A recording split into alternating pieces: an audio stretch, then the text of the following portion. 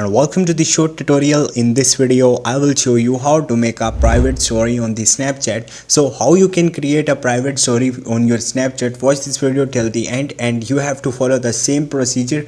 And if this video really helps you out, do subscribe to my channel. So first of all, you have to open your Snapchat, click on your profile from the left top.